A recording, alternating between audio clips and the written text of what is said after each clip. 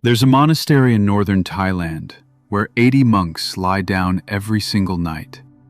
No melatonin, no sleep tracking devices, no white noise machines, nothing that modern medicine would recognize as a sleep aid. And every morning at 4 o'clock, they wake up completely, deeply rested. Researchers who studied their hormonal profiles found something extraordinary. By 9 in the evening, their cortisol levels had fallen to near zero. Not because they were suppressing it with supplements, not because they had unusually calm lives or uniquely resilient adrenal glands, but because their entire evening environment had been meticulously, systematically engineered across 2,500 years of collective practice to make elevated cortisol biologically impossible to sustain. Here's what nobody is telling you clearly enough. The reason you can't sleep, the racing mind, the pounding heart, the 3 a.m. wake-up you could practically set your clock to, that has a name. It's cortisol. Your doctor knows what cortisol is. But monks figured out how to eliminate it every single night, centuries before the hormone was discovered, before it had a name, before anyone understood the HPA axis or the suprachiasmatic nucleus. In the next 28 minutes, I'm going to show you the 5 specific things those monks do after sunset, and exactly why each one works at the level of your hormones and your nervous system. You can start every single one of these tonight. Let's begin with the problem. Not the vague problem, the specific problem. You don't have trouble falling asleep, or maybe you need a podcast in the background, or you've learned to drift off by 11. But somewhere between 2 and 4 in the morning, something pulls you back. Not a sound from outside, not a light, something internal. Your chest feels tight. Your mind switches on like a lamp. And then it starts. The mental checklist of everything you haven't finished, every conversation you replayed wrong, every worry you've been too busy to process during the day. And the harder you try to sleep, the more alert you feel. You lie there, completely exhausted, completely unable to rest, watching the minutes advance. This pattern, falling asleep and then waking in the early hours with your mind already running at full speed, is called sleep maintenance insomnia.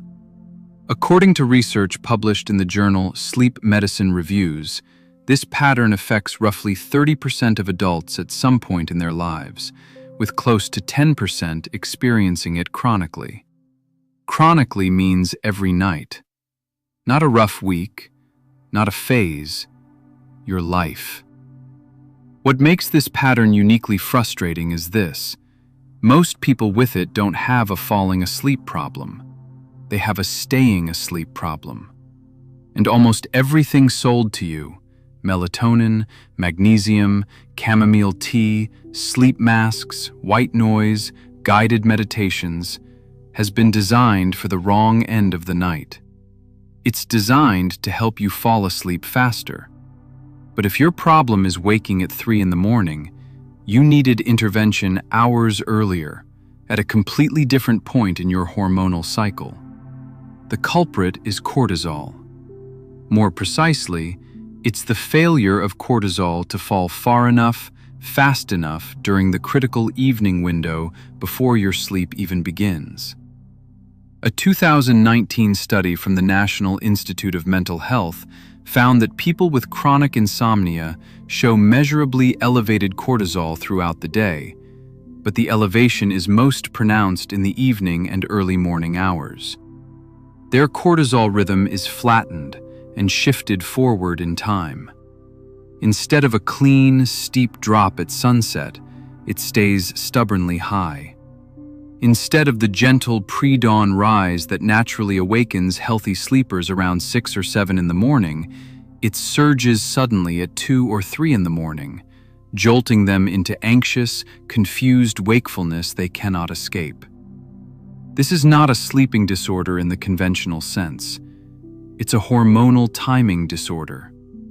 And that reframing changes everything about what can actually fix it. Here's the critical insight that almost no mainstream sleep advice addresses. The evening hours, roughly 7 to 10 p.m., represent a pivotal biological window. This is the period when cortisol should be descending steeply and melatonin should be rising sharply. In healthy sleepers, this transition is clean and fast. In people with sleep maintenance insomnia, it's blunted, delayed, or barely happening at all. The cortisol doesn't drop, the melatonin doesn't rise, and the nervous system never fully receives the biological signal that it is safe to power down. The monks figured this out, not by measuring hormones, but by observing, with extraordinary precision, what happened to their sleep when they changed the way they inhabited their evenings. And what they discovered across centuries of careful observation is now being confirmed in neuroscience laboratories worldwide. To understand why the monk protocols work, you need to understand what cortisol actually is, and more importantly, what it's responding to. Cortisol is described as a stress hormone, but that label undersells it. It's more accurate to call it a threat signal. Every time your brain perceives a threat, physical, social, cognitive, real, remembered, or anticipated, the hypothalamus sends a message to the pituitary gland, which signals your adrenal glands to release cortisol into the bloodstream. This pathway, the HPA axis, is extraordinarily sensitive and does not require an actual threat to activate. A perceived threat works just as well. And this is where most people fundamentally misunderstand their insomnia. The brain does not distinguish between a physical threat, a predator, a fall, a collision, and the cognitive or social threat. When you lie in bed mentally rehearsing a difficult conversation from work, or composing tomorrow's to-do list, or reviewing something you said that didn't land right, your HPA axis responds in a neurologically similar way to being physically threatened. The cortisol floods your system. Your heart rate rises. Digestion slows. Blood is rerouted to your major muscle groups. You are, biologically, preparing to fight or run, even though you're lying motionless in a dark room. Here's the unexpected fact, the one that reframes everything about your insomnia. Cortisol doesn't only respond to what's happening right now. It responds specifically to what is unresolved. A 2017 study from the University of California, Berkeley, tracked cortisol levels in participants across their daily activities. Completed tasks produced minimal sustained cortisol, but incomplete tasks, open loops, unfinished decisions, pending conversations, unmade plans, kept cortisol elevated for hours after the activating event had ended. The brain uses cortisol partly as a biological bookmark. It's saying, "This is not finished. Stay alert. Don't stand down yet." Think about your typical evening. Dinner eaten while watching something alarming on the news. A handful of emails you meant to reply to, but didn't.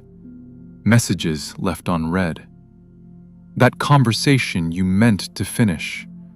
The appointment you keep meaning to reschedule. The bill you remembered, but didn't pay. Each of these is a small, unresolved loop. None of them feels enormous, but together they create a hormonal landscape that tells your brain the day is not over.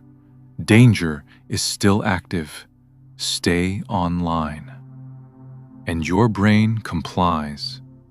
Because for most of human evolutionary history, unresolved social situations and incomplete plans were genuinely dangerous. The brain that kept cortisol high until the loop was closed was the brain that survived. You are not broken. You are running ancient software on a modern life. Now here's the mechanism that explains the specific 3 a.m. wake-up. Your cortisol naturally begins rising before you wake up. This is called the cortisol awakening response, or CAR. In healthy sleepers, it begins around 5 or 6 in the morning and peaks approximately 30 minutes after waking. But in people with elevated baseline cortisol and disrupted sleep architecture, this pre-dawn rise can start significantly earlier. A 2021 study published in Psychoneuroendocrinology found that people with chronic insomnia had measurably earlier CAR onset. In many cases, the cortisol surge was beginning between 2 and 3 in the morning. You don't wake up because something is wrong in the moment. You wake up because your biological clock has lost its calibration. And that calibration was lost during the evening hours you spent sending cortisol the wrong signals. This is exactly the window the monks learned to protect. Before we get to the protocols, let's spend a few minutes on what doesn't work. Because most of what is prescribed for this type of insomnia is aimed at entirely the wrong target. The first mistake is melatonin. Melatonin is a timing signal. It tells your brain that darkness has arrived and that sleep is approaching. Taking melatonin at 10 p.m. can help you fall asleep faster, but it has essentially no direct effect on elevated cortisol. These operate through different biological systems. If cortisol is an accelerator being held down, melatonin is a quiet suggestion from the passenger seat. It doesn't reach the accelerator. This is why millions of people take melatonin nightly, fall asleep without much difficulty, and then wake up at 3 a.m. just as reliably as before.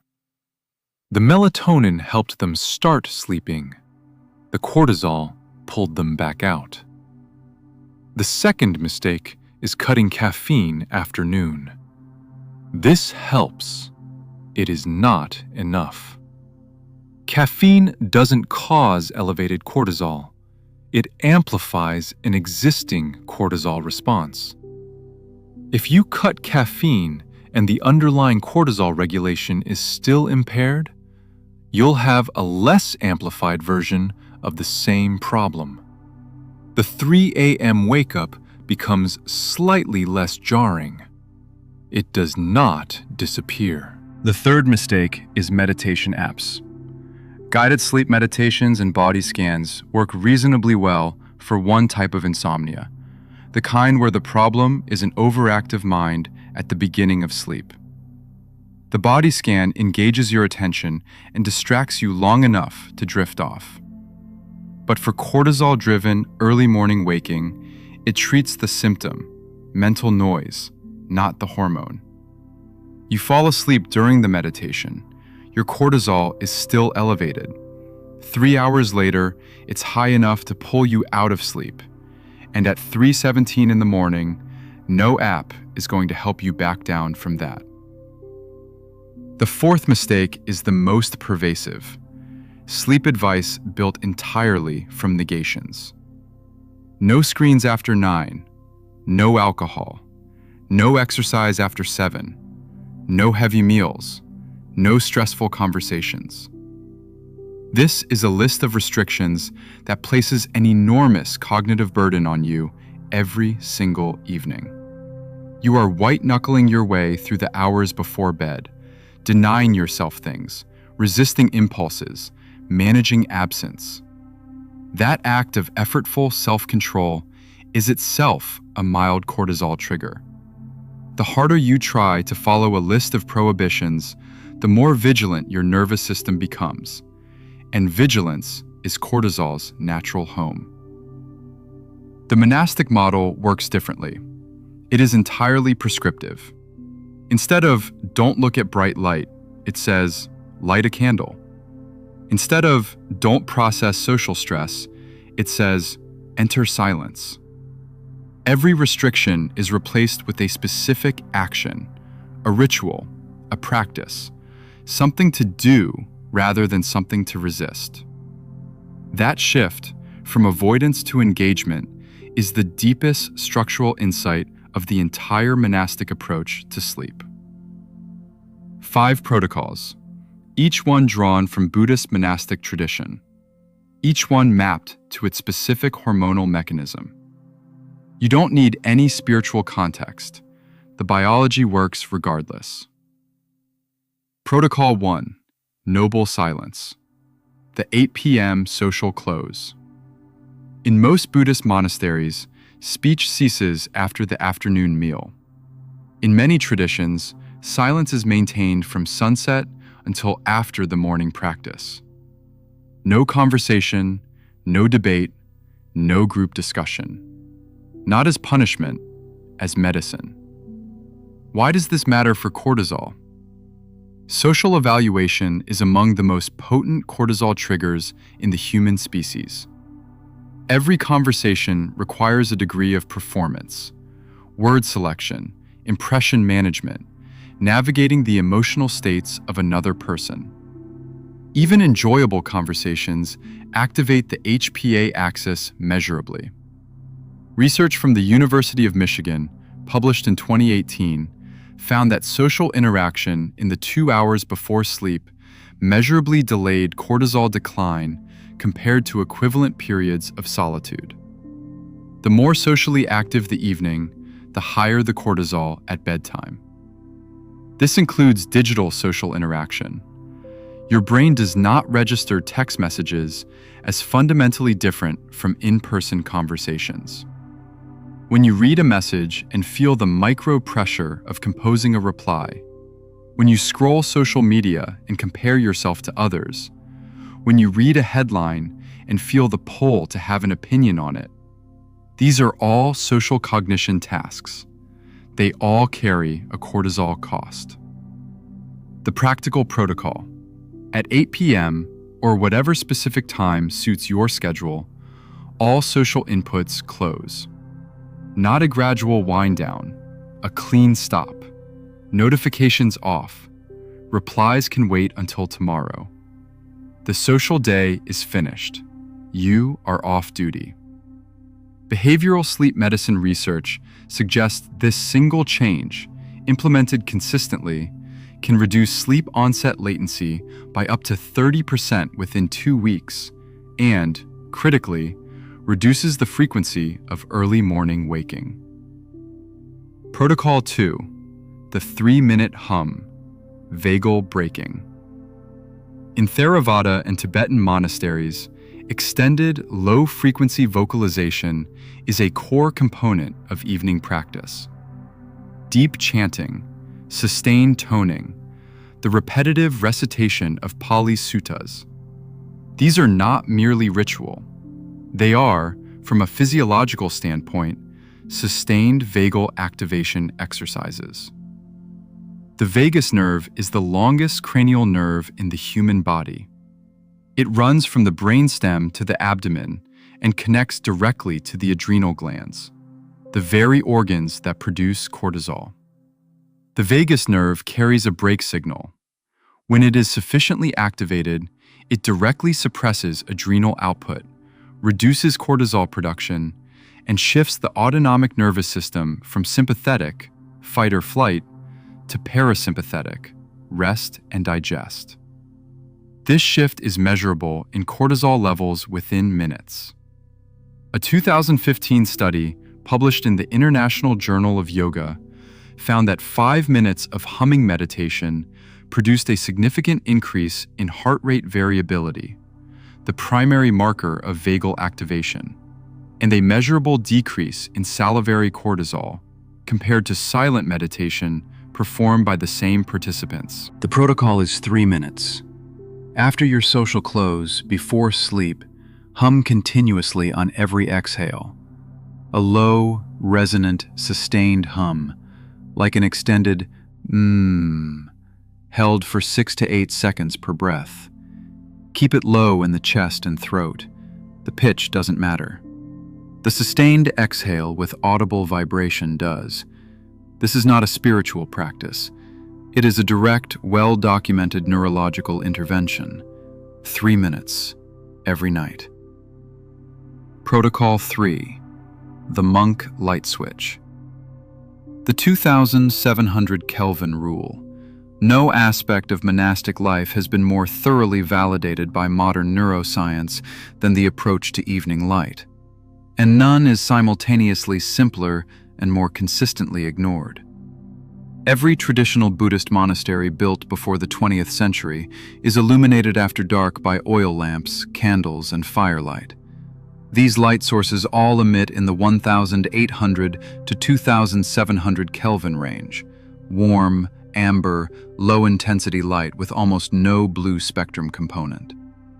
Your home after dark almost certainly looks nothing like this. Overhead LED lights in modern homes typically emit between 4,000 and 6,500 Kelvin. Your phone, laptop, and television all emit significant blue spectrum light in the 450 to 490 nanometer range. This range is precisely what is detected by melanopsin-containing cells in your retina, cells that connect directly to the suprachiasmatic nucleus, the brain's master clock. When these cells detect blue spectrum light after dark, the suprachiasmatic nucleus does two things simultaneously.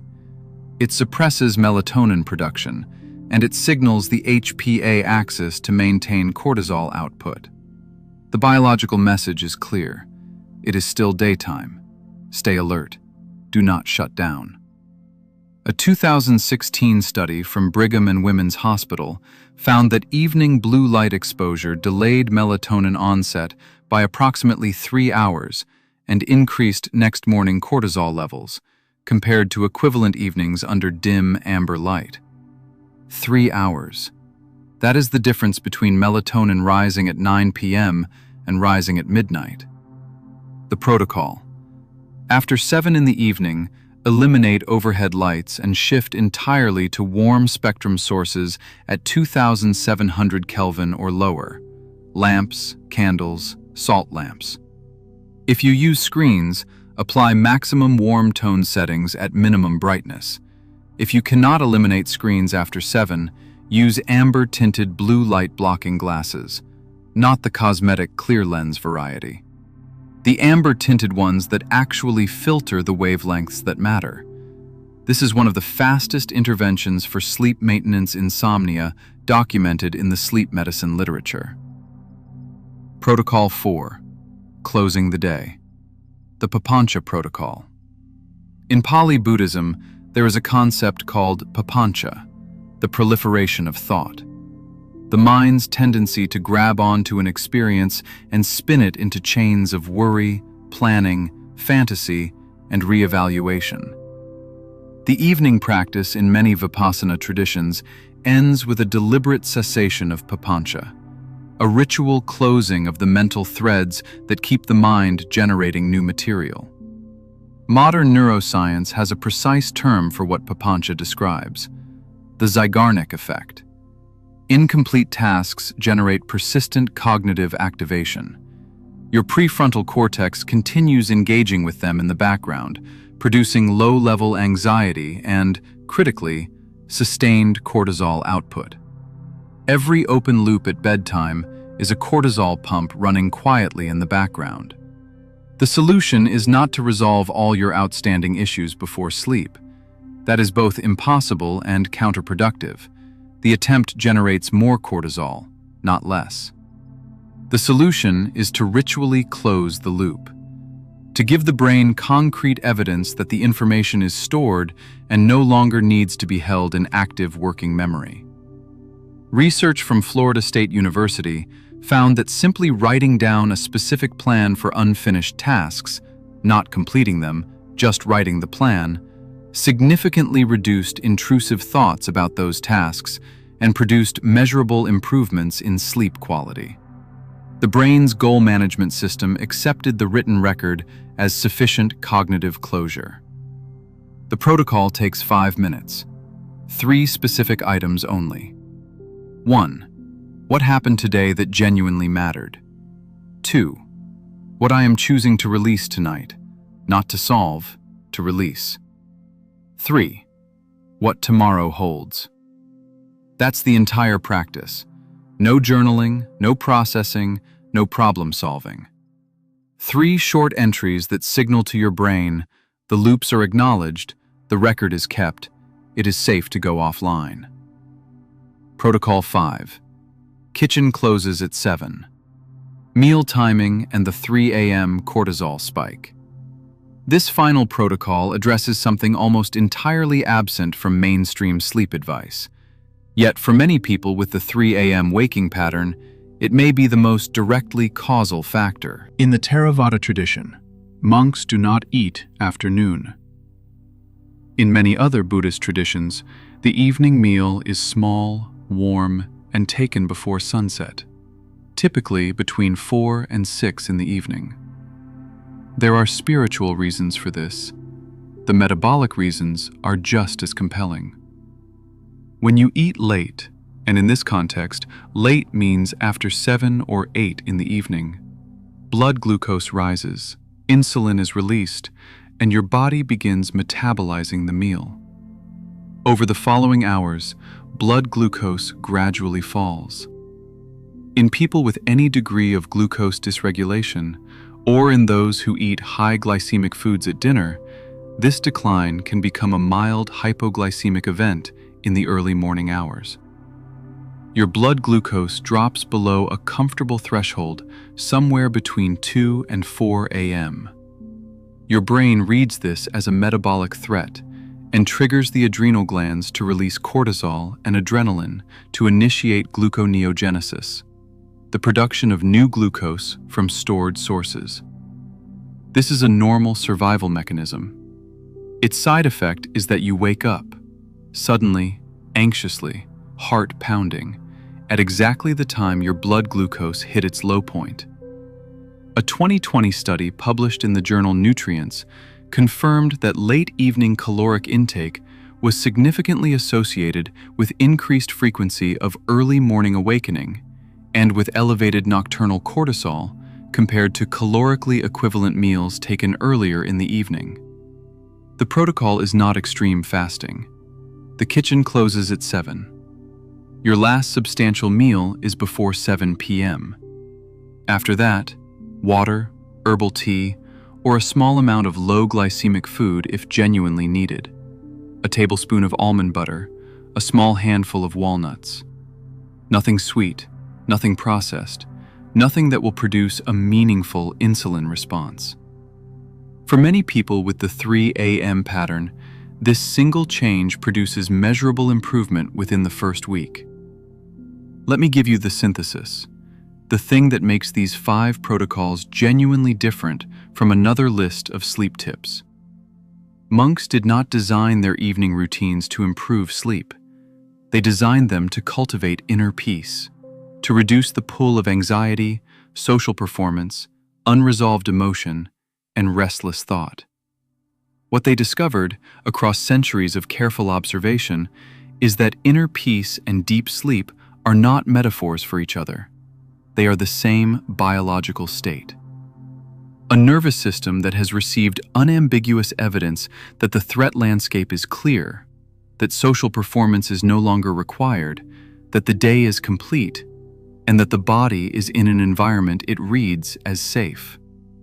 That state is what monks call peace. It is what sleep researchers call stage 3 NREM sleep. They are describing the same physiological condition from 2 different directions. Cortisol, at its core, is a threat signal, not a stress signal, a threat signal.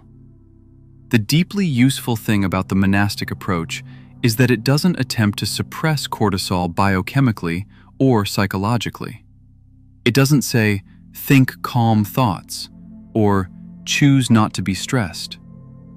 It systematically removes every piece of environmental and behavioral information that the brain is using to justify keeping cortisol elevated. The social close removes the social performance signal. The 3-minute hum activates the vagal brake, directly quieting adrenal output. The warm light removes the "it is still daytime" signal from your retinal photoreceptors. The 5-minute closure practice removes the open loop signal from your prefrontal cortex. The early final meal removes the metabolic threat that triggers the pre-dawn cortisol spike. None of these are suppression. All of them are signal correction. You are not forcing your body into rest. You are methodically withdrawing every justification it has been given to remain awake.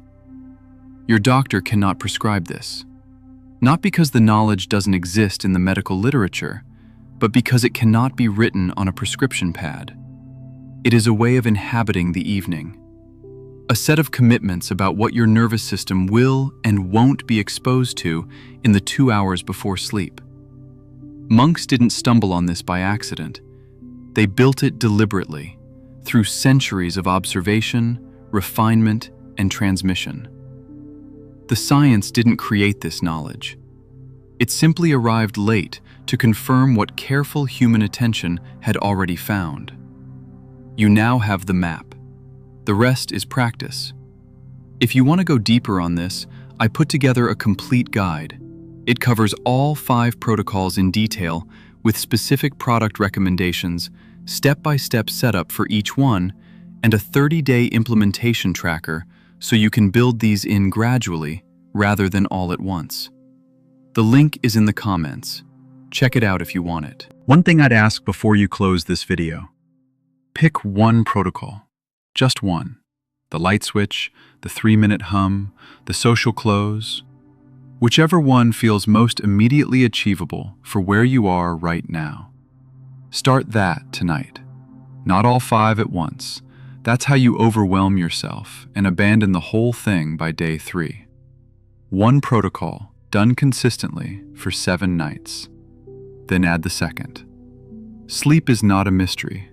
It is a biological state your body knows exactly how to reach. You've just been giving it the wrong signals.